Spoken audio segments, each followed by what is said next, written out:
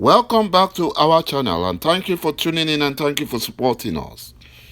But if you're new to this channel and you haven't subscribed yet, please encourage us by doing so that we can bring you the latest news as they happen.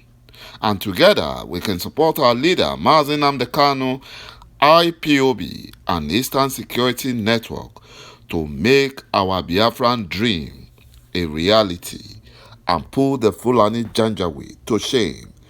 He said.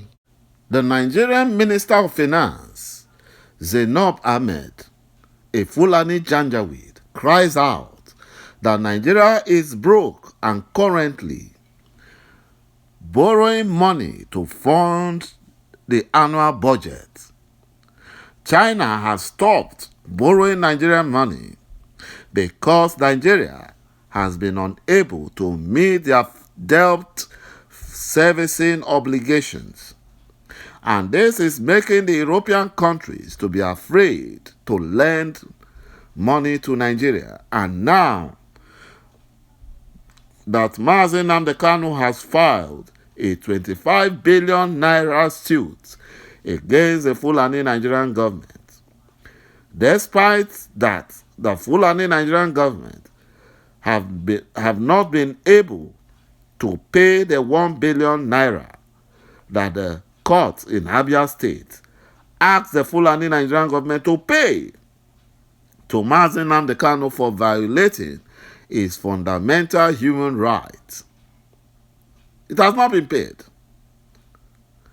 Meanwhile, Justice ฐ์INANCE warned the Fulani Nigerian government that Malami should be held responsible because he did not do a good job as regards ﷺ Kanu's kidnap and extraordinary rendition. And he warned Buhari impostor to give in and drop the charges against ﷺ Kanu because the Kenyan president, Uhuru Kenyatta, has already given the true evidence to the United Nations and the International Criminal Court. And the Kenyan government has exonerated themselves from ﷺ Kanu's kidnap. And Justice ฐ์INANCE said that she does not want to be arrested alongside Malami and Buhari impostor, and she is no longer interested in ﷺ Kanu's case because there is no way the Fulani Nigerian government can escape judgment or defeat ﷺ Kanu in court. But the Fulani Nigerian government are fighting back. They are blackmailing her with corruption charges against her husband, Muritala Yanko, the former governor of Adamawa State, and her son. They are blackmailing her with it, that if they are going to sink to the ground, she will sink with them if she does not follow their orders. You know, that is one thing about the zoo called Nigeria. Very lawless nation. The Fulani Nigerian government, with their cluelessness and nepotism, has crashed the Nigerian National Petroleum Corporation, NNPC, through stealing and corruption. You know, they have crashed Nigeria National Petroleum Corporation through corrupt fuel subsidy payment to Fulani fuel dealers. Imagine Fulani fuel dealers that does not even know anything about fuel. They brought them recharge card sellers, mesuyas, caturiers, and they turned them into fuel dealers. They turned them megads. They just brought them from nowhere and made them fuel dealers. And they started paying subsidy, fuel subsidy to them.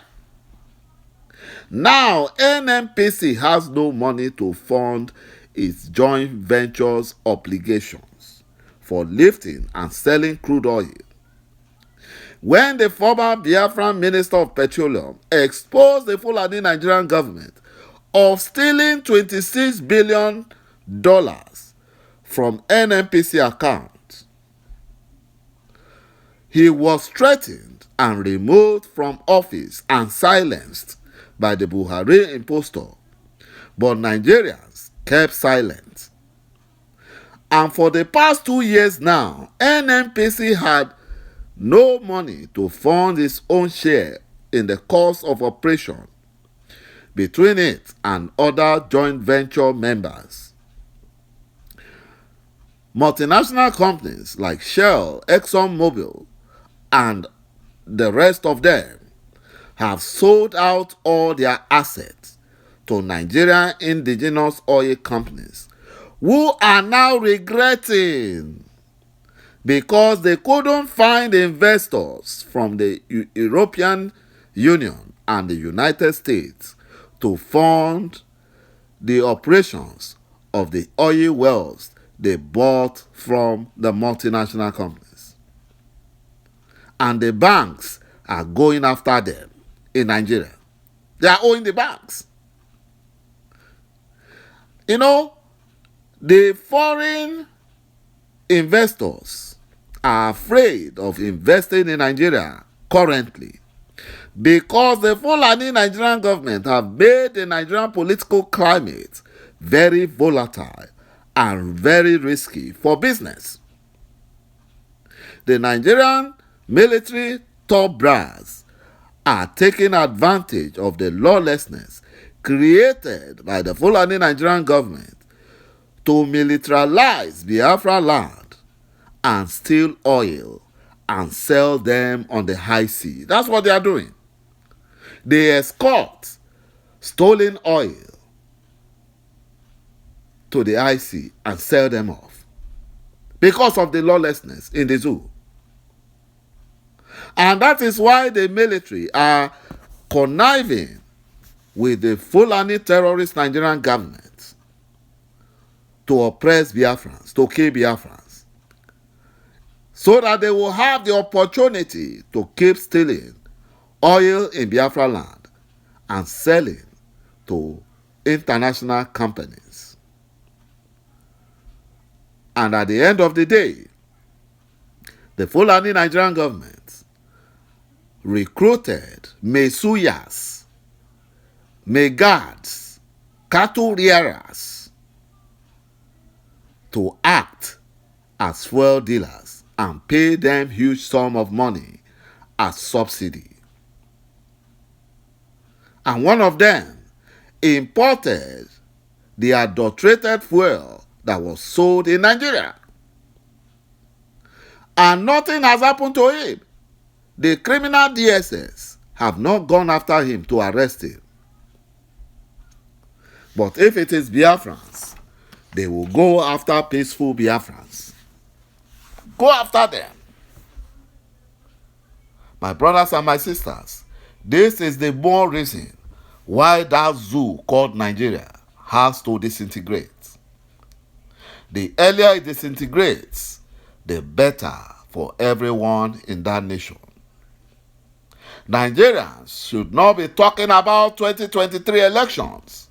They should be talking about referendum and disintegration, because the zoo called Nigeria is not working. And it can never work because in the first place, the British colonial masters did not design Nigeria to work. They did not design it to work. They designed it to be dysfunctional for their own selfish benefits, which are still benefiting. And they saw that the Fulani can help them to continue to make Nigeria unworkable. And that was why they formed an alliance with the Fulani Janjaweed, so that they can destroy the zoo called Nigeria. Thank you, my brothers and my sisters, for watching this video, and bye-bye for now.